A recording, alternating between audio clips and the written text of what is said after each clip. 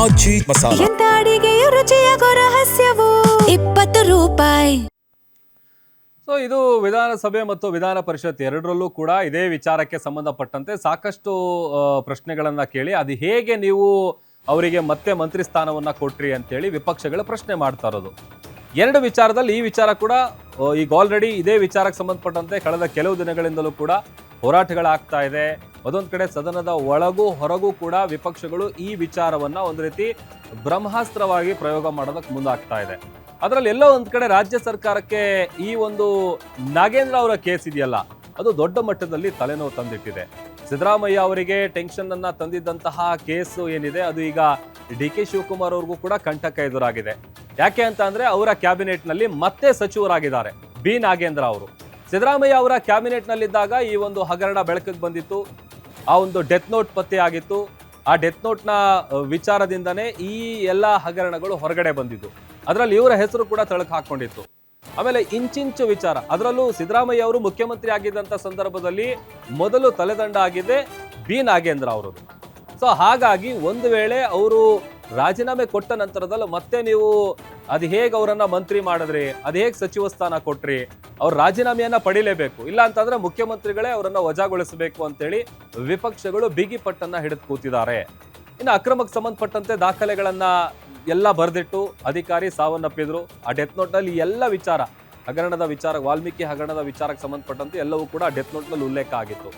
ಅವತ್ತು ಸಾವನ್ನಪ್ಪಿದಂತಹ ವಾಲ್ಮೀಕಿ ನಿಗಮದ ಅಧೀಕ್ಷಕ ಚಂದ್ರಶೇಖರ್ ಅವರೇನಿದ್ದಾರೆ, ಆ ಬಳಿಕ ಆತನ ಸಾವಿನಿಂದನೇ ಈ ವಿಚಾರ ಹೊರಗಡೆ ಬಂದಿದ್ದು.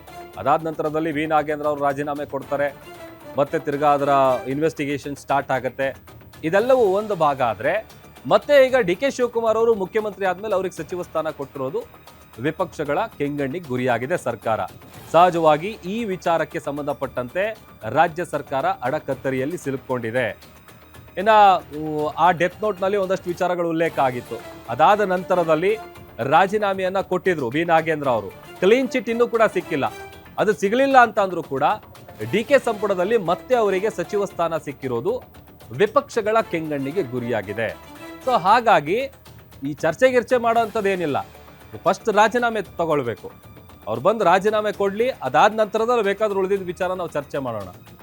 ಅದೊಂದು ಕಡೆ ವಾಲ್ಮೀಕಿ ಅಭಿವೃದ್ಧಿ ನಿಗಮದಲ್ಲಿ ನಡೆದಿದ್ದಂತಹ ಬಹುಕೋಟಿ ಅಕ್ರಮದ ವಿಚಾರವಾಗಿ ಅದರಲ್ಲಿ ನಾಗೇಂದ್ರ ಅವರು ರಾಜೀನಾಮೆ ಕೊಟ್ಟ ನಂತರದಲ್ಲಿ ಜೈಲು ಪಾಲು ಕೂಡ ಆಗಿದ್ರು. ED, CBI ಮತ್ತೆ SIT ಇಂದ ನಡೀತಾ ಇರುವಂತ ತನಿಖೆ ಒಂದ್ ಕಡೆ ಆದ್ರೆ ಬರೋಬ್ಬರಿ 187 ಕೋಟಿ ಅಕ್ರಮ ನಡೆಸಿರೋ ಬಗ್ಗೆ ಸದನದಲ್ಲಿ ಆ ವಿಚಾರವನ್ನ ಪ್ರಸ್ತಾಪ ಮಾಡಲಾಗಿದೆ.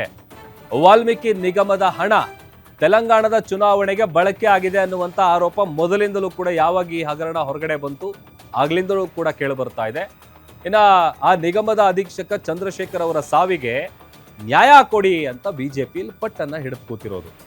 ಯಾಕಂತಂದ್ರೆ ಈಗ ಇಂಥ ದೊಡ್ಡ ಕೇಸು ಅವ್ರಿಗೆ ಇನ್ನೂ ಕೂಡ ಕ್ಲೀನ್ ಚಿಟ್ ಸಿಕ್ಕಿಲ್ಲ. ಅದ್ ಹೆಂಗ್ ನೀವು ಮತ್ತೆ ಮಂತ್ರಿ ಮಾಡ್ತೀರಿ? ಅಲ್ಲಿಗ ಅಧಿಕಾರಿ ಏನು ಸುಸೈಡ್ ಮಾಡ್ಕೊಂಡ್ರು, ಡೆತ್ ನೋಟ್ ಅನ್ನ ಬರೆದಿಟ್ಟು, ಇದೇನಾ ನೀವು ಅವ್ರಿಗೆ ಕೊಡ್ತಾ ಇರುವಂತ ನ್ಯಾಯ? ಈ ತರದೆಲ್ಲ ಪ್ರಶ್ನೆಗಳನ್ನ ಮಾಡಿದಂತ ಸಂದರ್ಭದಲ್ಲಿ ಸರ್ಕಾರ ಕೂಡ ಕೌಂಟರ್ ಅನ್ನ ಕೊಟ್ಟಿದೆ.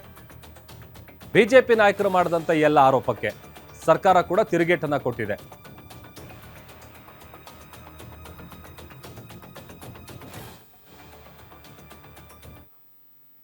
ಈ ಬಗ್ಗೆ ಮತ್ತಷ್ಟು ಡೀಟೇಲ್ಸ್ ಅನ್ನ ಕೊಡ್ತಾರೆ ನಮ್ಮ ಪೊಲಿಟಿಕಲ್ ರಿಪೋರ್ಟರ್ ದುರ್ಗೇಶ್ ನಾಯಕ್, ವಿಧಾನಸೌಧದಿಂದ ಲೈವ್ ಜಾಯ್ನ್ ಆಗ್ತಾ ಇದ್ದಾರೆ. ದುರ್ಗೇಶ್, ಸದನದ ಒಳಗೆ ಸಿಕ್ಕಾಪಟ್ಟೆ ಚರ್ಚೆ ಆಗದಂತ ವಿಚಾರ ಒಂದು ಎನ್ಕೌಂಟರ್ ವಿಚಾರ, ಅದು ಬಿಟ್ರೆ ಬಿ ನಾಗೇಂದ್ರ ಅವರ ವಿಚಾರ. ರಾಜೀನಾಮೆಯನ್ನ ಕೊಡ್ಲೇಬೇಕು, ಅಲ್ಲಿವರೆಗೂ ಏನ್ ಚರ್ಚೆ ಮಾತಾಡೋದು ಏನೂ ಇಲ್ಲ. ಹೇಗಾದ್ರೂ ಮಾಡಿ ರಾಜೀನಾಮೆಯನ್ನ ಪಡ್ಕೊಳ್ಳೇಬೇಕು ಅಂತೇಳಿ ವಿಪಕ್ಷಗಳು ಪಟ್ಟು ಹಿಡಿದು ಕೂತಿದ್ದಾವೆ. ಏನೆಲ್ಲ ನಡೀತಿವತ್ತು ಅಂತ?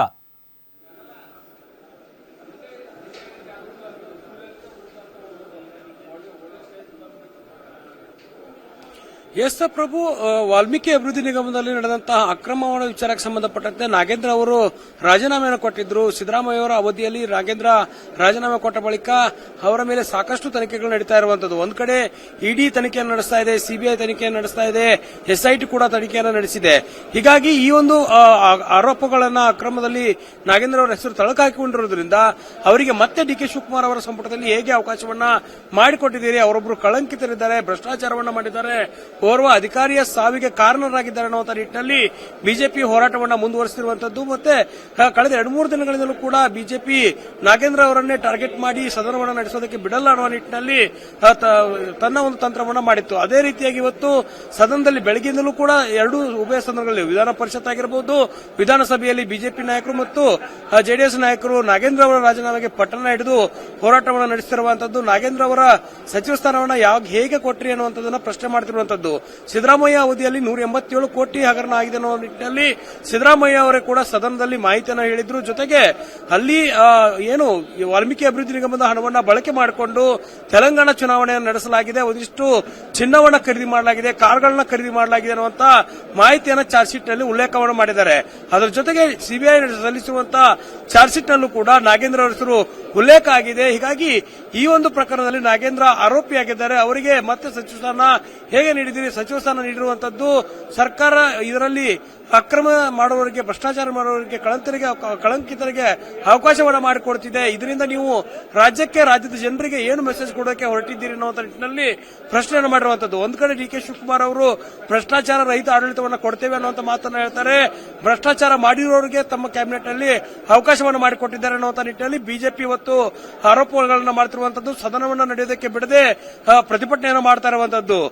ಸಾಕಷ್ಟು ಕಾಂಗ್ರೆಸ್ ನಾಯಕರ ಮನೆಗಳಿಗೆ ಈ ಒಂದು ಲೂಟಿಯ ಹಣ ಹೋಗಿದೆ. ತೆಲಂಗಾಣ ಚುನಾವಣೆ ಸಂದರ್ಭದಲ್ಲಿ ಹಣ ಬಳಕೆ ಆಗಿದೆ ಅನ್ನುವಂಥ ಆರೋಪವನ್ನು ಮಾಡುತ್ತಿದ್ದಾರೆ. ಇಡಿ ಮತ್ತು ಸಿಬಿಐ ನಡೆಸಿರುವಂತಹ ತನಿಖೆಯಲ್ಲಿ ಇವೆಲ್ಲ ಅಂಶಗಳು ಕೂಡ ಉಲ್ಲೇಖ ಆಗಿದೆ ಅನ್ನುವಂಥ ಮಾಹಿತಿಯನ್ನ ಬಿಚ್ಚಿಟ್ಟು ಒಂದು ಹೋರಾಟಕ್ಕೆ ಮುಂದಾಗಿರುವಂತದ್ದು. ಇತ್ತ ಸರ್ಕಾರ ಕೂಡ ಇದಕ್ಕೆ ಕೌಂಟರ್ ಕೊಡೋ ನಿಟ್ಟಿನಲ್ಲಿ ಕೆಲಸವನ್ನು ಮಾಡ್ತಾ ಇರುವಂತದ್ದು. ಈಗಾಗಲೇ ಎಸ್ಐಟಿ ನಡೆಸಿರುವಂತಹ ತನಿಖೆಯಲ್ಲಿ ನಾಗೇಂದ್ರ ಅವರ ಪಾತ್ರ ಇಲ್ಲ ಅನ್ನುವಂತ ಅಂಶಗಳು ಹೊರಗೆ ಬಂದಿದೆ. ಈ ವಿಚಾರಕ್ಕೆ ನಾವು ಚರ್ಚೆ ಮಾಡೋದಕ್ಕೆ ಸಿದ್ಧರಿದ್ದೇವೆ, ನೀವು ಚರ್ಚೆಗೆ ಬನ್ನಿ ಅನ್ನುವಂತ ಒಂದು ಆಹ್ವಾನವನ್ನು ಕೊಡ್ತಿದ್ದಾರೆ. ಆದ್ರೆ ಇಲ್ಲಿ ರಾಜೀನಾಮೆ ಕೊಡುವವರೆಗೂ ಕೂಡ ನಾವು ಯಾವುದೇ ರೀತಿಯ ಚರ್ಚೆಯನ್ನು ಮಾಡಲ್ಲ, ಮೊದಲು ರಾಜೀನಾಮೆಯನ್ನ ಕೊಡಿ ಆಮೇಲೆ ಚರ್ಚೆ ಮಾಡೋಣ ಅನ್ನುವಂತ ಬಿಗಿಪಟ್ಟನ್ನ ಬಿಜೆಪಿ ಸದಸ್ಯರು ಹಿಡಿದಿರುವಂತದ್ದು. ವಿಪಕ್ಷ ನಾಯಕ ಆರ್ ಅಶೋಕ್ ಆಗಿರಬಹುದು, ಸುನೀಲ್ ಕುಮಾರ್ ಆಗಿರಬಹುದು, ಸಾಕಷ್ಟು ನಾಯಕರು ಕೂಡ ಸರ್ಕಾರದ ಮೇಲೆ ಮುಗಿಬೀಳುವಂತಹ ಪ್ರಯತ್ನವನ್ನು ಮಾಡಿದರೆ ಸರ್ಕಾರ ವಿಪಕ್ಷ ನಾಯಕರ ಆರೋಪಗಳಿಗೆ ತಿರುಗೇಟು ಕೊಡುವಂತ ಕೆಲಸವನ್ನು ಕೂಡ ಮಾಡಿದೆ.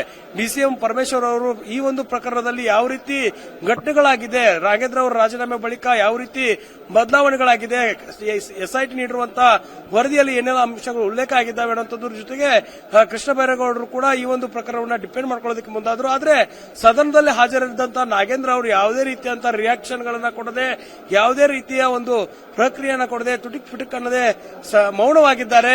ಯಾವ ರೀತಿ ಬಿಜೆಪಿ ಮತ್ತು ಆಡಳಿತ ಪಕ್ಷದ ನಡುವೆ ನಡೆಯುತ್ತಿರುವಂತಹ ಈ ಒಂದು ಫೈಟ್ ಮುಂದುವರಿತಾ ಇದೆ, ಇದನ್ನ ಸೂಕ್ಷ್ಮವಾಗಿ ಗಮನಿಸ್ತಾ ಇದ್ದಾರೆ. ತಮ್ಮ ಮೇಲೆ ಬಂದಿರುವಂತಹ ಆರೋಪಗಳಿಗೆ ಕೌಂಟರ್ ಕೊಡೋದಕ್ಕೂ ಕೂಡ ನಾಗೇಂದ್ರ ಅವರು ಸಿದ್ಧತೆಯನ್ನು ಮಾಡಿಕೊಂಡಿರುವಂತದ್ದು. ಹೀಗಾಗಿ ಬಿಜೆಪಿ ನಾಯಕರ ಮೇಲೂ ಕೂಡ ಇಂತಹ ಪ್ರಕರಣಗಳು ಸಾಲು ಆರೋಪಗಳಿದ್ದಾವೆ. ಅವೆಲ್ಲವೂ ಕೂಡ ಇದೇ ರೀತಿ ಚರ್ಚೆ ಆದರೆ ಹೇಗೆ ಅನ್ನುವಂಥ ಮಾತನ್ನು ಕೂಡ ನಾಗೇಂದ್ರ ಅವರು ಈಗಾಗಲೇ ಮಾಧ್ಯಮಗಳಿಗೆ ಹೇಳಿರುವಂತದ್ದು. ಹೀಗಾಗಿ ಪ್ರಕರಣ ಗಂಭೀರತೆಯನ್ನು ಪಡೆದುಕೊಳ್ತಾ ಇರುವಂತಹ ನಿಟ್ಟಿನಲ್ಲಿ ಸಭಾಪತಿಗಳು ಆಗಿರುವಂತಹ ಸಭಾಧ್ಯಕ್ಷರಾಗಿರುವಂತಹ GS ಪಾಟೀಲ್ ಅವರು ಸದನವನ್ನ ಈಗ ಮುಂದೂಡಿ ನಾಳೆ ಬೆಳಗ್ಗೆ 11 ಗಂಟೆಗೆ ಮುಂದೂಡಿಕೆ ಮಾಡಿ ಸದನವನ್ನ ಮುಂದೂಡಿಕೆ ಮಾಡಿದ್ದಾರೆ.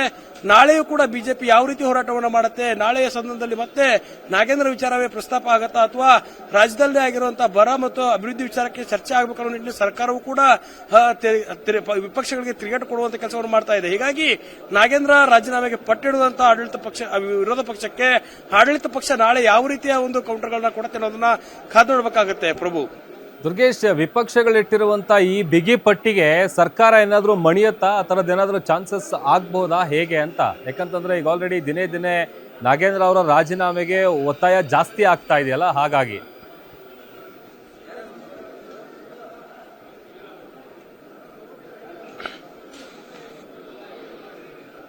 ಖಂಡಿತ ಪ್ರಭು, ವಿಪಕ್ಷಗಳ ಕೆಲಸ ಆಡಳಿತ ಪಕ್ಷವನ್ನ ಟೀಕೆ ಮಾಡುವಂತದ್ದು ಮತ್ತೆ ಭ್ರಷ್ಟಾಚಾರ ಮಾಡಿರುವಂತಹ ನಾಯಕರ ಮೇಲೆ ಸದನವನ್ನ ಮತ್ತು ನಡೆಯೋದಕ್ಕೆ ಬಿಡೋಲ್ಲ ಅನ್ನುವ ನಿಟ್ಟಿನಲ್ಲಿ ಈಗ ವಿಪಕ್ಷಗಳು ಬಹಳ ಗಂಭೀರವಾದ ಬಿಗಿಪಟ್ಟನ್ನ ಹಿಡಿದಿರುವಂತದ್ದು. ಮತ್ತೆ ನಾಗೇಂದ್ರ ಅವರು ರಾಜೀನಾಮೆಯನ್ನ ಪಡೆಯಲೇಬೇಕೆಂದು ಈಗ ಜೆಡಿಎಸ್ ಕೂಡ ಮತ್ತೆ ಬಿಜೆಪಿ ಕೂಡ ಇಬ್ಬರು ಉಭಯ ಸದನದಲ್ಲಿ ಹೋರಾಟವನ್ನ ಮಾಡ್ತಿರುವಂತದ್ದು. ಒಂದ್ ಕಡೆ ಸಿದ್ದರಾಮಯ್ಯ ಅವರ ಕಾಲದಲ್ಲಿ ಭ್ರಷ್ಟಾಚಾರ ಆಗಿದೆ, ಅಕ್ರಮ ಆಗಿದೆ ಅನ್ನುವ ನಿಟ್ಟಿನಲ್ಲಿ ನಾಗೇಂದ್ರ ಅವರ ರಾಜೀನಾಮೆಯನ್ನ ಪಡೆದುಕೊಳ್ಳಲಾಗಿತ್ತು. ಆದರೆ ಅವರಿಗೆ ಮತ್ತೆ ಡಿ ಕೆ ಶಿವಕುಮಾರ್ ಅವರ ಸಂಪುಟದಲ್ಲಿ ನೀವು ಹೇಗೆ ಅವಕಾಶವನ್ನು ಮಾಡಿಕೊಟ್ರಿ ಅನ್ನುವಂಥ ಪ್ರಶ್ನೆಯನ್ನ ವಿಪಕ್ಷಗಳು ಮಾಡ್ತಿರುವಂತದ್ದು. ಹೀಗಾಗಿ ವಿಪಕ್ಷಗಳ ಆರೋಪಕ್ಕೆ ಆಡಳಿತ ಪಕ್ಷ ಕೌಂಟರ್ ಕೊಡಬೇಕು ಮತ್ತೆ ನಾಗೇಂದ್ರ ಅವರ ರಾಜೀನಾಮೆಯನ್ನ ಪಡಿಬೇಕನ್ನುವಂತ ಒಂದು ಚಿಂತನೆಯನ್ನು ಕೂಡ ಇರುವಂತದ್ದು. ಯಾಕಂದ್ರೆ ನಾಗೇಂದ್ರ ಅವರ ಈಗ ಪ್ರಕರಣ ನಡೀತಾ ಇದೆ, ಅವರು ಆ ಒಂದು ಪ್ರಕರಣದಲ್ಲಿ ಕನ್ವಿಕ್ಟ್ ಆಗಿಲ್ಲ ಅನ್ನುವಂಥದ್ದು ಇಲ್ಲಿ ಸರ್ಕಾರದ ವಾದ. ಅವರ ಮೇಲೆ ಬಂದಿರುವಂತಹ ಆರೋಪ ಸತ್ಯಕ್ಕೆ ದೂರವಾಗಿದೆ. ಎಸ್ಐಟಿ ನೀಡಿರುವಂತಹ ಒಂದು ವರದಿಯೇ ಬೇರೆ ಇದೆ, ಮತ್ತೆ ಇಡಿ ಮತ್ತು ಸಿಬಿಐ ನೀಡುತ್ತಿರುವಂತಹ ವರದಿಗಳೇ ಬೇರೆ ಬೇರೆ ಆಗಿದೆ. ಹೀಗಾಗಿ ಪ್ರಕರಣದಲ್ಲಿ ಬಹಳಷ್ಟು ಬದಲಾವಣೆ ಆಗಿದೆ ಅನ್ನುವಂತ ಮಾತನ್ನ ಡಿಸಿಎಂ ಆಗಿರುವಂತಹ ಪರಮೇಶ್ವರ್ ಇವತ್ತು ಸದನಕ್ಕೆ ಮಾಹಿತಿ ನೀಡಿದ್ರು. ಆದರೆ ಪ್ರಕರಣದಲ್ಲಿ ಗಂಭೀರತೆಯನ್ನ ಮತ್ತು ಈ ಒಂದು 187 ಕೋಟಿ ಅಕ್ರಮ ಆಗಿರುವಂತಹ ಹಣ ಎಲ್ಲಿಗೆ ಹೋಗಿದೆ, ಅದು ಹೈಕಮಾಂಡ್ ನಾಯಕರಿಗೆ ತಲುಪಿದ್ಯಾ ಅಥವಾ ತೆಲಂಗಾಣ ಎಲೆಕ್ಷನ್ ನಲ್ಲಿ ಬಳಕೆ ಆಗಿದೆಯಾ ಅನ್ನೋದ್ರ ಬಗ್ಗೆ ಕೂಡ ಇನ್ನೂ ತನಿಖೆ ನಡೀತಾ ಇದೆ. ತನಿಖೆ ಹಂತದಲ್ಲಿ ನೀವು ಯಾವ ಕಾರಣಕ್ಕೆ ಅವರಿಗೆ ನಾಗೇಂದ್ರ ಅವರು ಅವಕಾಶ ಮಾಡಿಕೊಟ್ಟಿದ್ರಿ, ಅವರೇನಾದ್ರೂ ಬ್ಲಾಕ್ ಮೇಲ್ ಮಾಡಿದ್ರ, ಹಣವನ್ನ ಕೊಟ್ರ ಅನ್ನುವಂತಹ ಗಂಭೀರವಾದಂತಹ ಆರೋಪಗಳನ್ನ ವಿಪಕ್ಷಗಳು ಮಾಡ್ತಿದ್ದಾವೆ. ಹೀಗಾಗಿ ಸರ್ಕಾರ ಇದರಲ್ಲಿ ಯಾವ ರೀತಿ ಕ್ರಮವನ್ನು ಕೈಗೊಳ್ಳುತ್ತೆ, ನಾಗೇಂದ್ರ ಅವರ ರಾಜೀನಾಮೆಯನ್ನ ಪಡೆದು ಮತ್ತಿನ್ ಬೇರೆ ಯಾರಾದ್ರಿಗೆ ಅವಕಾಶವನ್ನು ಮಾಡಿಕೊಡುತ್ತಾ ಅಥವಾ ನಾಗೇಂದ್ರ ಅವರ ಒಂದು ಪ್ರಕರಣದಲ್ಲಿ ಎಸ್ಐಟಿ ನೀಡಿರುವಂತಹ ವರದಿಯನ್ನ ಇಟ್ಕೊಂಡು ವಿಪಕ್ಷಗಳನ್ನ ಒಂದು ಡಿಪೆಂಡ್ ಮಾಡುವ ಕೆಲಸವನ್ನ ಮಾಡುತ್ತೆ ಅನ್ನೋದನ್ನ ಕಾದು ನೋಡಬೇಕಾಗುತ್ತೆ. ಪ್ರಭು, ಓಕೆ, ಥ್ಯಾಂಕ್ ಯು ದುರ್ಗೇಶ್ ನಿಮ್ಮೆಲ್ಲ ಡೀಟೇಲ್ಸ್ಗಾಗಿ.